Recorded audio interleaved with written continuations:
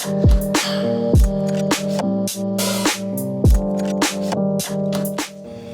good, everybody? This is Chris.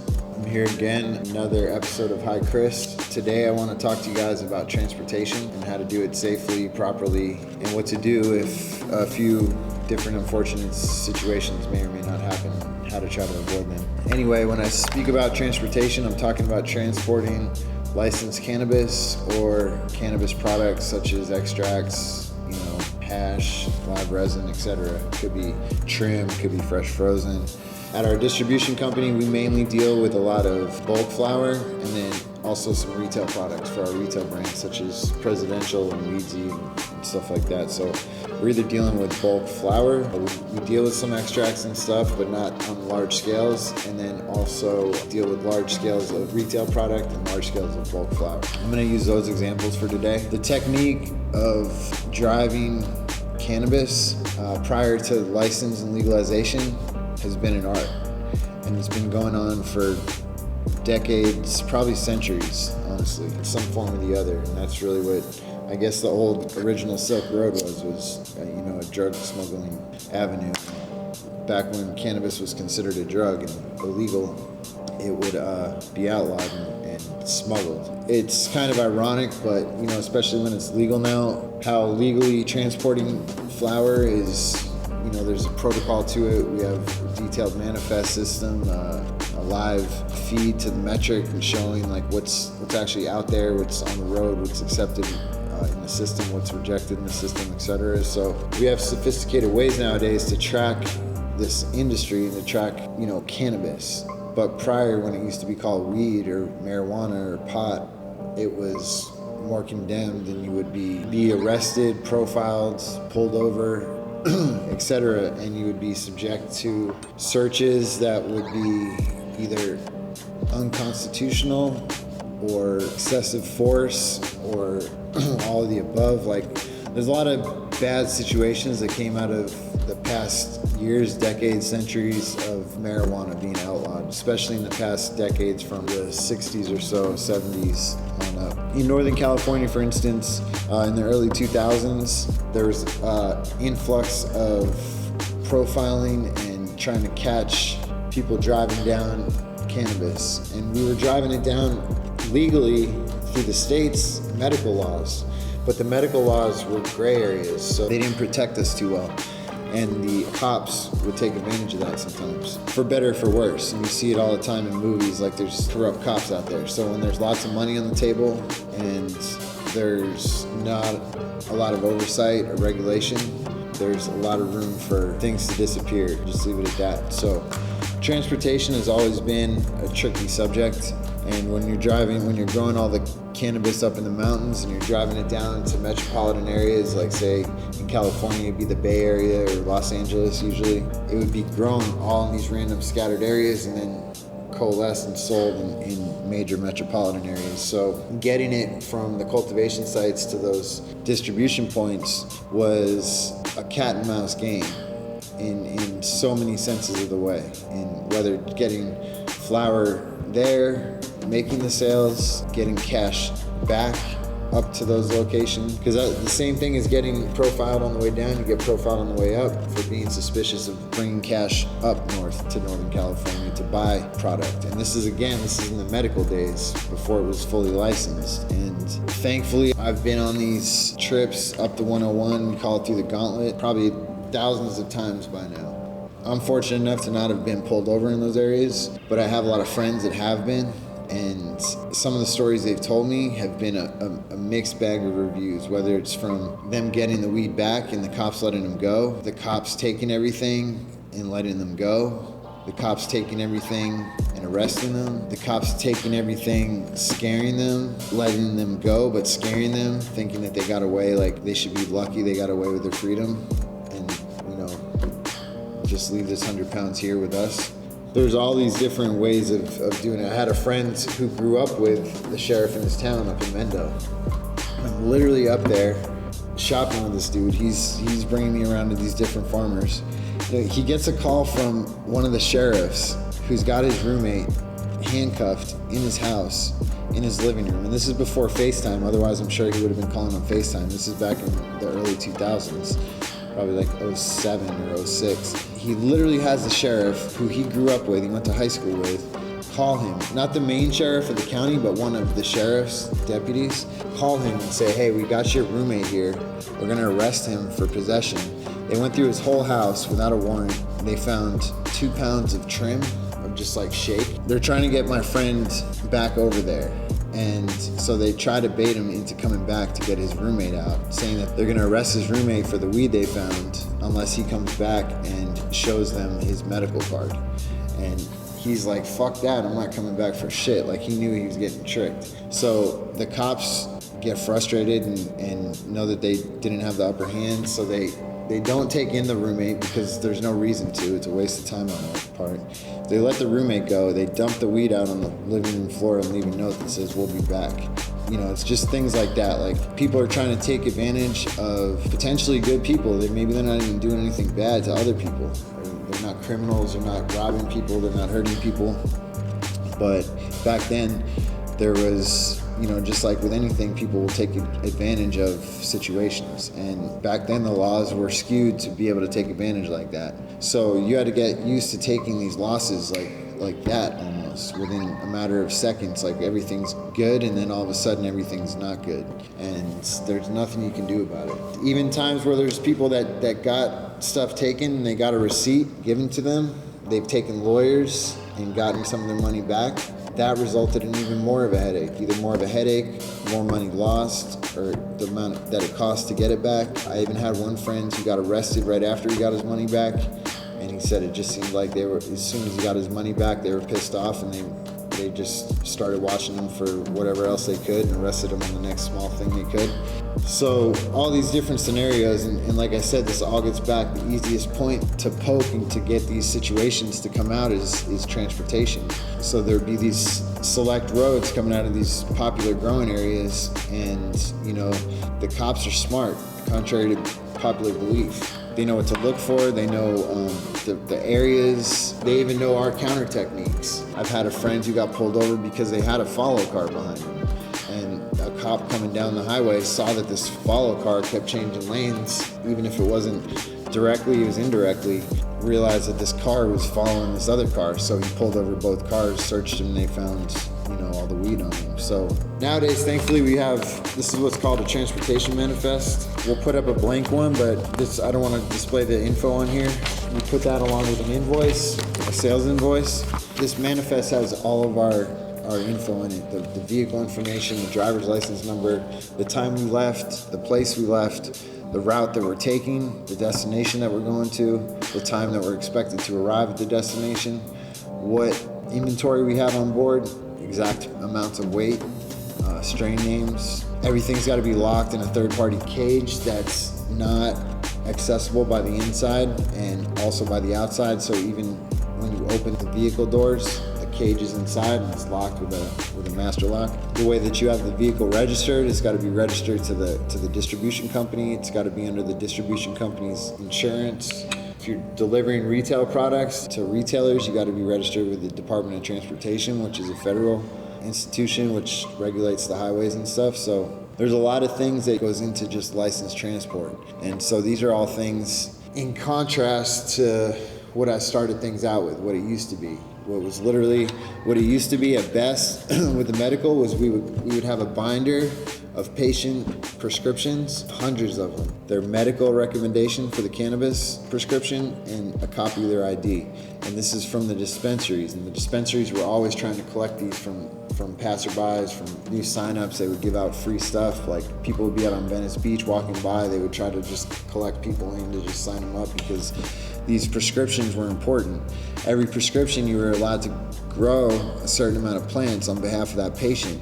So these collectives were collecting all these prescriptions and then giving them to people like me or to other growers or distributors, whatever, to protect them and to let them grow, transport, and distribute medical cannabis, which there wasn't a lot of regulation on. So it was a lot of gray area. And that's why I was saying back then, there was also a lot of gray area for cops to misinterpret it. A lot of product and a lot of cash got lost. Even now, when we're driving with cash back, We have to have it locked up. There's got to be a dedicated safe inside the vehicle for cash. We would have the sales invoice that's showing that we have sales that actually equal that amount of cash on board, and that we already had that prior paperwork. There's certain just protocols and hoops that you got to kind of jump through in order to do it right these days, but it makes it so much more worth it because you're not risking hundreds of thousands of dollars on the road as a gamble. Like maybe you get pulled over for weaving a little bit, or going 5 miles over the speed limit, or driving down a certain stretch of highway that's known for drug smuggling back then.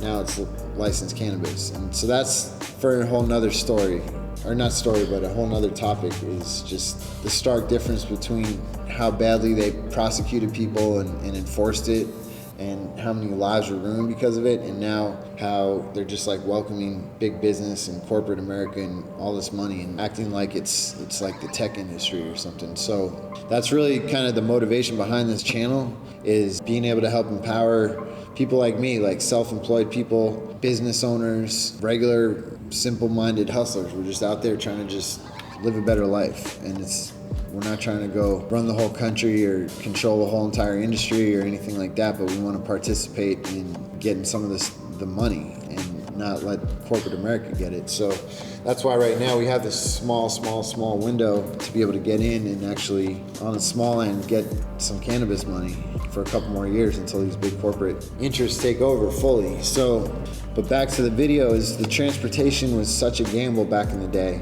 And also it was such a risk that paying the drivers back then, you were paying them $25 a pound, $50 a pound, sometimes even $100 a pound to drive flower down. It all depends on what year we're talking, and also from how far to where. If we're going from Humboldt to LA, and was it 2004 or was it 2014? You know what I mean? So it's like between the 2 decades, there was a lot more punishment and a lot more gamble than, you know, the later decades. So anyway, the point is, the only protections we had back then were the prescription books with the doctor prescriptions for our patients, and at best a letter from our lawyers saying that we're a cannabis collective, that we've done everything according to state law. We have our binder of patients, and we're out here on behalf of them, either purchasing cannabis, growing cannabis, transporting cannabis, selling cannabis. And it wasn't ever selling cannabis, you were accepting donations. You can never sell the cannabis back in the Prop 215 days. And that was the Proposition 215. Prop 215 was the ordinance, basically. So back then you couldn't accept money. It was a medical collective. You were recovering costs incurred to provide the medical patient with their medicine. And it was just these simple wordings and little workarounds that the lawyers and stuff would have to do. And so anyway, the cops would exploit this badly. And enough about that, but nowadays we have all this proper manifest paperwork and regulation. But the problem is the cops still aren't up to speed. I know this because I know a CHP officer personally, and I even asked him what happens when you guys pull over licensed cannabis transports. And he said that they don't have proper training on it yet. So hopefully that's something that the CHP does soon, so that they know what a metric manifest looks like, what information they should be looking for, how to verify if it's a live transport manifest or if it's a false one, just, you know, made falsely. All these things got to be solved right now, and it's still a nascent industry. It's still an early industry, so that's why things haven't been figured out quite yet fully. So the point is, you really got to pay attention to dotting your I's, crossing your T's, following the regulations to a T. Don't give them a thread to pull on, because you could have all your license manifests, paperwork, and they still want to take your money. And it's happened to two different companies I know within the past year. Both of them lost over 7 figures. Well, not over 7 figures, but both 7 figures. And it's crazy. It's astronomical amounts. One company had to eat the loss. The other company had to pay back the farmers, and hopefully he gets back 2/3 of it after the court. So either way, he took a $400,000 loss just by getting pulled over. And there's nothing he could have done about it. And I know the owner of that company, and it's a big company, and they do everything by the book, if not beyond by the book, like annoyingly by the book. For them to have gotten messed with, it's just kind of like mind-blowing to see, like, we have all this regulation and this new industry and everything, but yet some of the biggest, most compliant people are still getting messed with. It just goes to show that you need to be on top of it. Part of that is having your proper transport vehicle, having it registered, having all your paperwork on hand, your distribution license or transport license, your insurance, your registration. Make sure your vehicle is got the cage, make sure it's got, and the cage for the product to be locked up in. Make sure it's got the cash compartment, a lockable cash compartment. If you're doing retail product, you have to have the DOT transport numbers on the outside, and has to be identified. So there's all these little things. You want to have all these, make sure, that's why it's good to have a compliance person. They make sure to basically give you internal audits and say, hey, this, and this aren't right. We need to fix this before you go back out on the road. If not, you're risking everything, and that's just a risk you got to take. Maybe you'll get a cool cop and they'll be good with your paperwork and let you go. That's fine, that's great, but maybe you won't. So the last part of that is, you got to have trusted drivers. Even though it's a licensed market and you have enforceable ways to hire and fire people and the same workers' laws that any other business would have, you still have to worry about employee theft. And again, we're dealing with large amounts of money in this industry. So if you have a driver driving $200,000 up north, and he decides, he's got plenty of time to think on that drive, and he decides he's not happy at that job, but he's got a bag full of cash in the back of that truck, what's stopping him from any number of things? So my point is, and it kind of goes without saying, but sometimes people either are shorthanded or they give people the benefit of the doubt, but really make sure you have your trusted drivers, trusted, right-hand men. Like, if you need someone or woman, if you need someone to be able to do something that you can trust and trust that they get done right and safe and proper, then that's worth a lot more than, saving some money by hiring somebody that's half the price. Trust goes a long way. It goes on the flip side too. If you're an employee, earn that trust and show that you can be dependable in situations that, for better or worse, people will have to show their true colors. And so just understand that your character is always on the line. You want to always maintain not just your reputation, but just, your energy. Anyway, that's about it for today. I hope you got some insight on just that transportation aspect and how many millions of dollars, millions and millions and millions and millions and millions and millions and millions of dollars have been lost over the years, numerous ways, just by transportation hiccups. So anyway, it's still not over. We're still not through with that. So be careful with your transport. There's a lot of right ways and wrong ways to do it. I tried to go over a lot of the key pieces on the licensed transport and how that works here in California. It might vary in different states. It goes without saying, obviously follow the rules of your area, of your local municipality, but don't try to transport it between state lines yet. It's still not allowed. That's up for a whole nother debate. There's been bills in Congress and Senate and this and that, and people are trying to get that passed, especially through cannabis states, to where we can conduct business between licensed state to state, but that still hasn't happened yet. So again, don't do things to jeopardize your license. Just be patient, and there's plenty of business to do out here in California or in your home state. Plenty of things to get dialed in before we get to that interstate commerce piece of the puzzle. And I'm sure when that happens, we're going to be overwhelmed then. So let's take the time now, get everything in order, get prepared, and keep growing your business and put yourself in position for when either federal legalization happens or interstate commerce happens, because that's going to be the next big game changer. And so I'm really excited about that. But I'm hoping today's video about local transportation in a local licensed state helps shed some light on the risks and the proper ways to do it. So leave questions down in the comments, so that way I can reply back and everyone can see. And then check out the Can of Cash course too. That's going to be where you can learn step by step everything you need to learn on how to make money from the licensed cannabis as quick as possible. And I don't want to say as cheap as possible, but with a low barrier of entry. And you'll also be able to learn everything from that too, more advanced, whether it's in cultivation or distribution or manufacturing. And those have much higher barriers of entry, but once you get a good ground floor foundation and network, those barriers become a little bit lower. So anyway, thanks for watching the video. Check our Instagram, like, subscribe, leave comments down below, and check out the next videos. Thanks.